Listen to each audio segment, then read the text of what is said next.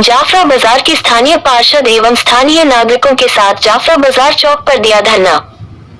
हम आपको बताते चले कि गोरखपुर थाना तिवारीपुर क्षेत्र के जाफरा बाजार सरकारी सस्ते गल्ले की दुकान पर केवाईसी करने को लेकर विनोद गुप्ता पूर्व पार्षद के बीच हुई मारपीट की घटना का विरोध करते हुए वर्तमान पार्षद ने जाफरा बाजार चौराहे पर धरना दिया एवं विनोद कुमार गुप्ता के साथ मारपीट करने वालों की गिरफ्तारी की मांग करने लगे।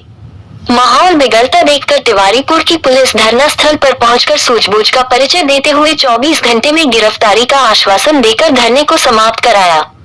मीडिया से वार्ता के दौरान बताया कि विनोद गुप्ता के हमलावरों को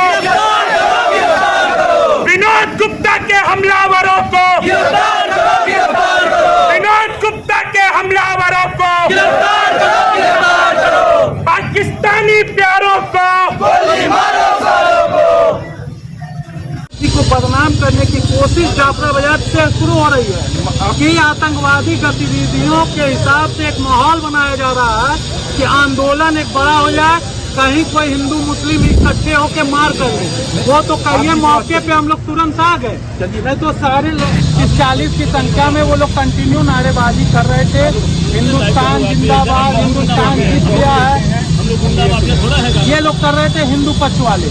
तब तक उधर से पता चला कि राशन दुकान के वहाँ बगल में बैठ के कुछ 30 की संख्या होगी मुस्लिम जो इरशाद अहमद वो पूरा पाकिस्तान जिंदाबाद है। पता चला है रात में वो लोग पर्ची भी बांटे हैं पाकिस्तान के नाम के लिए और हिंदुस्तान को अपशब्द भी कह रहे थे। उसी में उस लड़के ने आपत्ति की कि अरे यार क्या मतलब है, आप हम यहीं रहते हैं भाई भाई।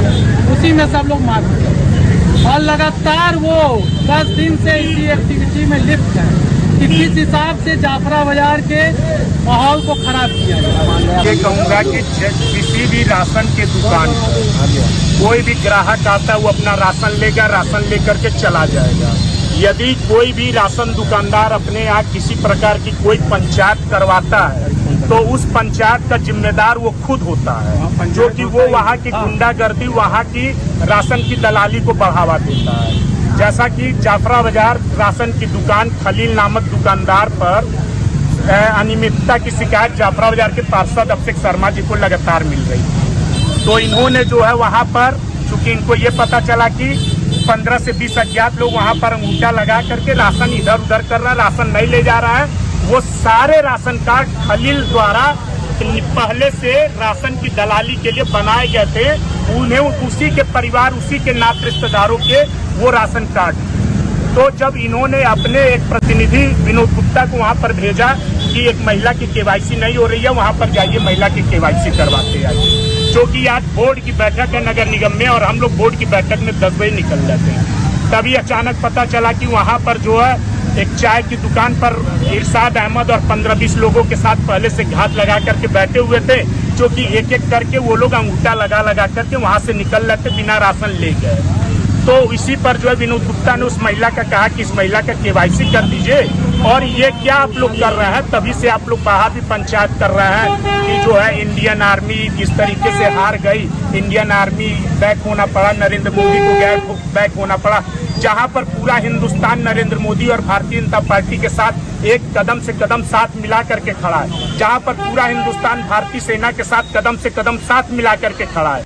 तो यहाँ के कुछ तथाकथित लोग जो कि अल्पसंख्यकों को बदनाम करने की कोशिश कर रहे हैं, वो अल्पसंख्यक भी उनकी बिरादरी नहीं है, लेकिन वो लोग अल्पसंख्यकों को बदनाम करने की कोशिश कर रहे हैं। और 30-40 की संख्या में उन लोगों का जब विनोद गुप्ता ने विरोध किया, तब उन लोगों ने विनोद गुप्ता को मारते मारते अधमरा कर दिया। और अभी इसकी जानकारी मुझे तत्काल हुई है कि सदर में उनको इमरजेंसी में एडमिट किया गया है, सर में ब्लड की क्लॉटिंग की शिकायत आई है और उनको जो है आईसीयू में एडमिट के लिए भेजा जा रहा है, सीटी स्कैन लिखा गया है। मांग हम लोग की ये है, ऐसे लोगों को 15 से 20 लोग जो भी चिन्हित हैं और इसमें मुख्य आरोपी उन 15 से 20 लोगों को करके, उसके अलावा इरशाद अहमद और खलील नामक राशन का दुकानदार, इन लोगों को मुख्य आरोपी बना करके आज का आज तत्काल इन लोग की गिरफ्तारी करके इन लोगों पर देशद्रोह का मुकदमा लगाते हुए इन लोग को जेल भेजा जाए। आप चाचा नेहरू राशन कार्ड दुकान के मालिक है, अजीज अहमद है। आप पर आरोप लग रहा है कि आप केवाईसी के लिए 100 रुपया प्रति व्यक्ति से लेते हैं, क्या ये सच्ची बात है? ये सरासर गलत है। मैं सुबह 9 बजे दुकान पर गया हूँ, लाइन में औरतें और मर्द लगे हुए थे। जिस सतीश कार्ड मैंने आज की डेट में लिखा, मैंने लोगों को दिया। जब तक विनोद साहब आ गए, विनोद ने मुझसे कहा कि दूल्हा जो आई हैं इनको आपने क्यों नहीं गद्दा कर दिया। हमने के KYC इनका नहीं था, इसलिए मैंने कहा कि चाची आप KYC करा दीजिए, आज कराइएगा तो कल मिलेगा, कल कराइएगा तो परसों गद्दा मैं दूँगा गद्दा आपको। मगर वो फिर पार्षद के वहाँ चली गई, अभिषेक शर्मा जी के वहाँ, पता नहीं उन्होंने क्या कहा। पता तो ये चल रहा बात करने में उनके कि कह रहे थे कि 100 रुपया मांग रहे थे, जब ये एकदम गलत है। मैं इस पर कतई एग्री नहीं हूँ कि मांगा जाए पैसा या दिया जाए लिया जाए। अरे मैं कोई कहता है भैया कुछ खर्चा वर्चा ले लीजिए, हम भी 2-4 रुपये दे दीजिए, 5-10 दे दीजिए, नहीं है तो रह दीजिए। ये हालत होती है। उसके बाद अभिषेक वो विनोद कुमार ने कहा कि आप जो है इनको गद्दा दे दीजिए। हमने क्या अभी KYC कराइए, मैं तुरंत दे देता हूँ। लेकिन उसके बाद फिर वो जब एक साहब को फ़ोन किया उन्होंने अपने दोस्त को, जो सरकारी दुकान वो भी चलाते हैं, उनसे उन्होंने पूछा कि जी तुम कहना मैं KYC का पैसा ले लो, तो कहें हाँ 20 रुपया। उस दुकानदार ने कहा कि 20 रुपया, तो उन्होंने कहा तब उनके चेहरे पर कुछ नरमी आएगी। उस दुकानदार का नाम बताइए, जिस दुकानदार से बात किया ये कहाँ हम सुन पाएंगे, उसका नाम नहीं मालूम है। तो तब उनके चेहरे पर कुछ नरमी आएगी। तब उन्होंने पीठ मेरा हाथ पीठ पर हाथ रखा, उन्होंने कहा कि खरीद चचा आप बांटिए, आपकी कोई शिकायत नहीं है, आपकी बांटिए और मेरी किसी कोई बात न हो। शर्मा जी ने हमको भेजा के जाके देख लीजिए, इसमें मैं आया बेचारे ये कहा कि दुकान रखे। उसके 2 ही मिनट के 1.5 मिनट के अंदर अंदर फिर वो लक्ष्मण जो है कलूर का लड़का, उसका नाम भरत नाम है या क्या नाम है, वो आया। कहा मेरा कार्ड 7 यूनिट का था तो 3 यूनिट कैसे हो गया, कैसे कट गया, क्यों कट गया। मैंने कहा भैया मशीन दिखा रही है 3 यूनिट, तुम्हारी अम्मा का दिखा रही है और तुम्हारे 2 भाइयों का नाम दिखा रही है। तो मैंने कल तुम्हारा भाई आया था तो मैंने उनको जो है 6 किलो गेहूँ और 9 किलो चावल दे दिया।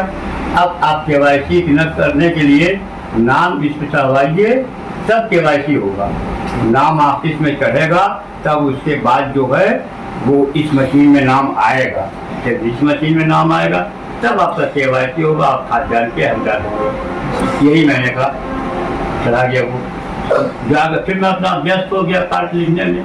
तब तक देखा कि वहाँ दुकान से 10-15 किलोमीटर वो मीटर की दूरी पर शामू चाचा की जो पुरानी दुकान है, वहीं पर जो गली में से कुछ लड़के 2-4 निकले, मैंने नहीं देखा, लोग कह रहे हैं। उसके बाद जो है मार्केट को मैं खड़ा हो गया अपनी चौकी पर। मैंने कहा कि कहाँ से, मैंने बगला से कहा कि मेरा हालात खराब था, वहाँ पर चले मुझे बीमार हो गई।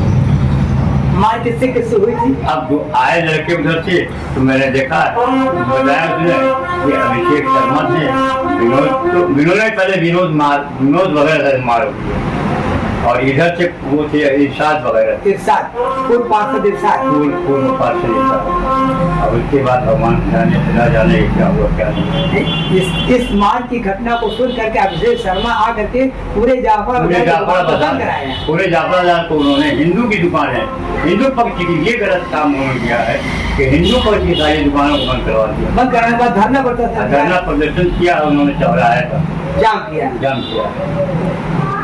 और वो पूरा आपके खिलाफ विरोध नारा लगा रहे हैं। जबकि मुझसे कोई उससे लेना देना नहीं है, मेरा कोई संबंध उनसे नहीं है। मेरा इतना प्रेम व्यवहार था विनोद से भी और आप पार्षद अभिषेक शर्मा से भी। यहाँ से कि मैं क्या बताऊँ, मैं तो हर जब शाम को भेंट होती है तो नमस्कार करता हूँ, वो चाचा ठीक हैं, ठीक पता नहीं क्या होगा, क्योंकि मेरी दुकान से कोई बात नहीं है, न मैं उसमें जानता हूँ न उसमें इन्वॉल्व हूँ। उनका आरोप लगा है कि आप KYC ले आए, लोगों को राशन दे देते हैं और राशन ब्लैक करते हैं। ये तो एक जनरल भाषा है लोगों की कि राशन की दुकान के खिलाफ ये कहो कि ये ब्लैक करते हैं, ब्लैक मार्केटर है, और आप इसके गवाह हो सकते हैं। इसलिए हो सकते हैं कि आप सामने मेरे रहते हैं, आप हमेशा निकलते हैं जो अपने घरों से, तो मेरी दुकान को खुली हुई पाते हैं। जी, दुकान आपकी सुसुदी खुली थी और सभी राशन आप वहाँ पाता है, ये हकीकत बात है। आपका नाम? हमारे घर पे चल के जी सर। आपका नाम क्या है? मेरा नाम खलीलुर रहमान, खलील भाई लोग कहते हैं।